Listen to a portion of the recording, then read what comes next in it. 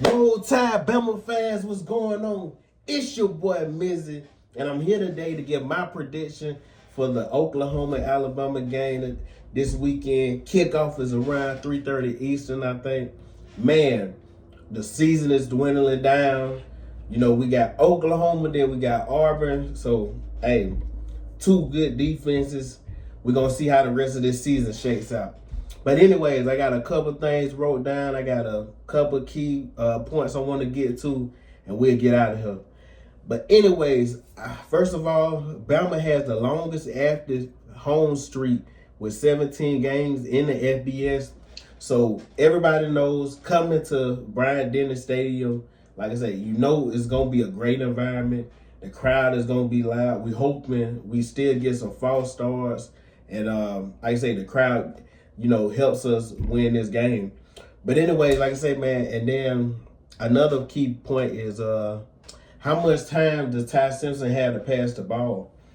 You know, last week versus LSU, Ty had in my opinion, I think that probably was his worst game of the year. Yes, I know we won and we lost the FSU game, but the FSU game, it wasn't so much on Ty Simpson.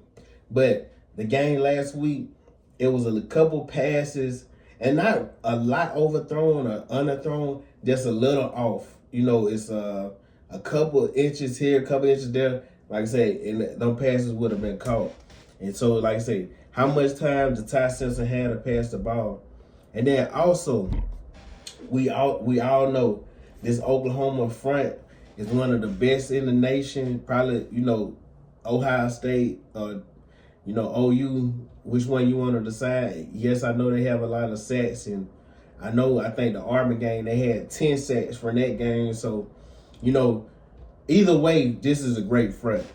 And like I said, man, Des was going to tell the tale of the tape because OU, like I said, they can send 4 guys and get pressure to the quarterback. So Alabama O-line has to come ready to play this week.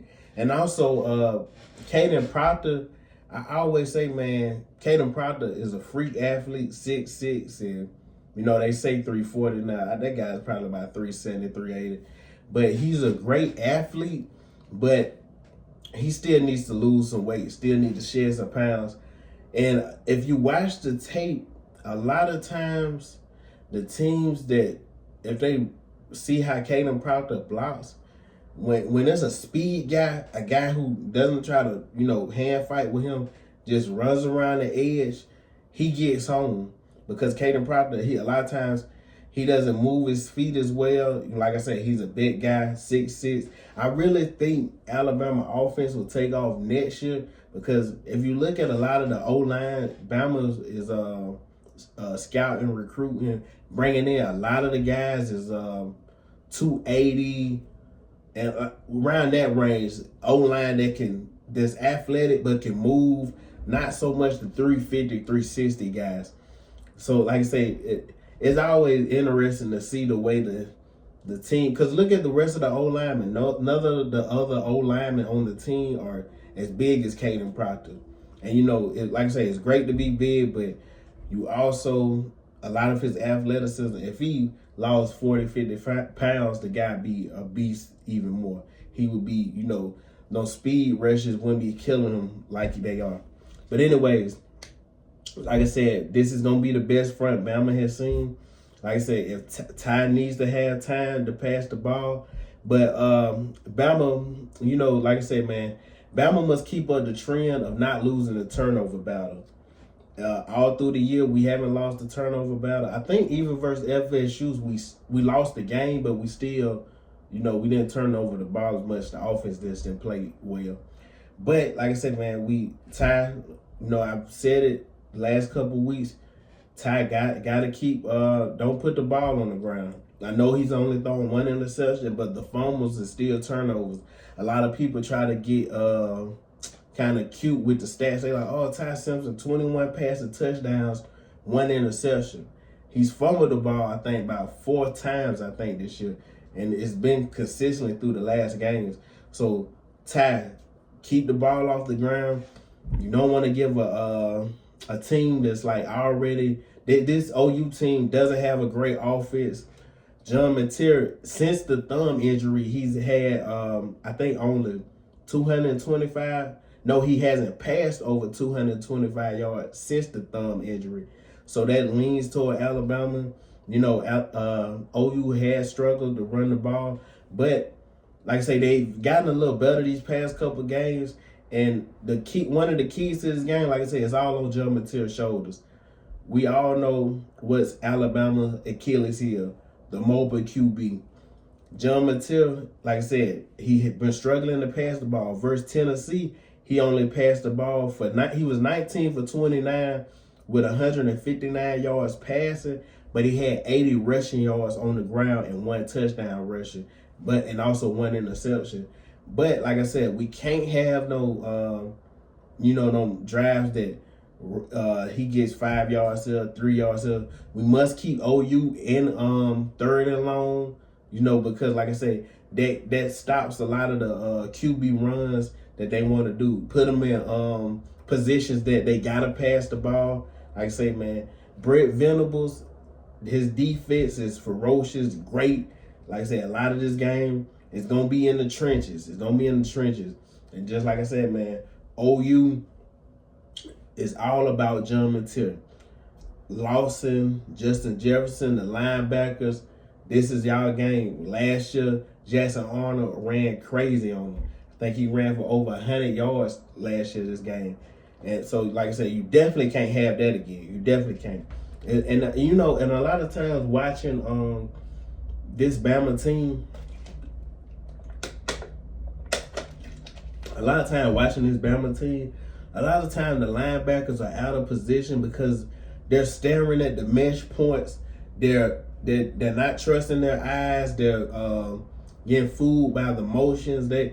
And like I say, Bray Hubbard is a big part of this game as well. He's played great, but you gotta like I say, you gotta be on point.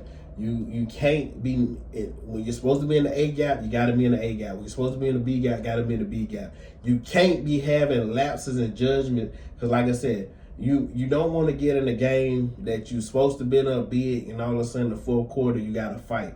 And now this team is like, look, we weren't even supposed to be here. Matter of fact, now we got a chance to win the game. You don't want to get in that position. So like I said, the linebackers got to play great this game. You got to. And I also, man, one of the great things, OU defense is top 5 in stopping the run. The thing is, Bama doesn't even run the ball well. They won't even try to run the ball well. I do think, of course, we'll still run the ball some, give carries to try to see if we could do something. But Ryan Grubb, he goes away from the run very quickly. I think that's one of the reasons they struggled. Yes, they struggled because wide receiver blocking and, some of the O-line. But a lot of times I feel like Ryan Grubb, to run the ball, you got to consistently give the running backs carries. And I'm not saying I want Jam Miller, out the offense. I think Daniel Hill needs to start. I think just to see if it gives any new wrinkle to the offense. I think you need a guy. Like I say, you must have a game. You give a guy about 15 carries.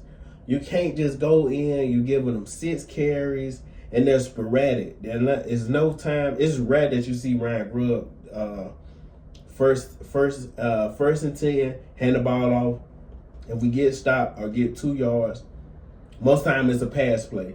He's not going to keep running the ball consistently. That's just not his mindset. Like I say, but like I said, we gonna keep seeing he knows.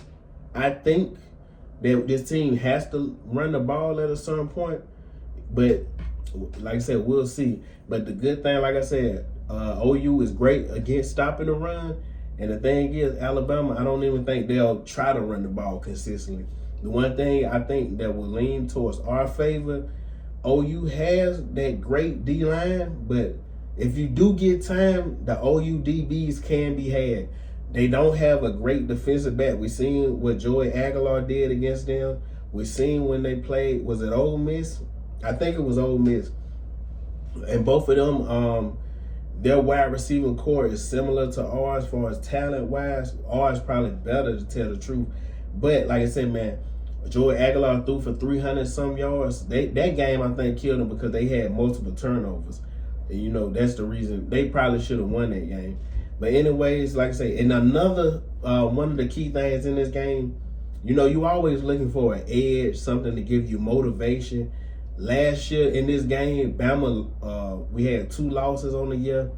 Like I say, and this was the game that kicked us out of the playoff contention because it gave us a 3rd loss and SMU got in. If we end the season with 2 losses, we probably get into the playoffs. But probably, it's not really even no problem. We get into the playoffs.